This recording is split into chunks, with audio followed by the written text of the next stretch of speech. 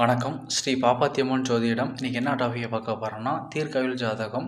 யார் ஒருவர் ஒரு 90 வயசை தாண்டி தீர்க்காயுளோட வாழ்வாங்கன்னு சொல்லி பார்க்க போறோம். அதுக்கு ஜாதகத்துல முக்கியமான 3 விதிகள் இருக்கு.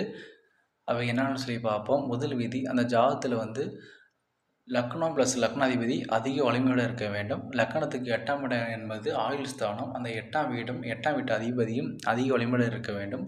பொதுவாக ஆயுள் காரக கிரகம்னு சொல்லக்கூடிய சனி அதிக வலிமையோடு இருக்க வேண்டும். இந்த 3 கிரகங்களும் அதிக வலிமையோடு இருக்கும்போது இந்த ஜாதகர் அதிகபட்சம் ஒரு 90 95 வயசு வரலும் வாழ்வார். இது ஒரு உதாரண ஜாதகம். இந்த ஜாதகத்தை பாருங்கள்.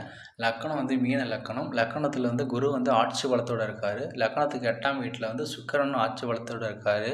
ஆயுள் காரக கிரகமான சனியும் ஆட்சி பலத்தோடு இருக்கார். அதனால் இந்த ஜாதகர் ஒரு தீர்க்காயுள் ஜாதகம்னு சொல்லக்கூடிய கேட்டகரியில் வரும். அடுத்து இந்த 3 கிரகங்களோட வலு ஜாதகத்தில் குறைய ஜாதகரோட ஆயுள் காலம் குறைந்து கொண்டு செல்லும். மறக்காமல் நம்ம சேனலை like and share and subscribe பண்ணிடுங்க.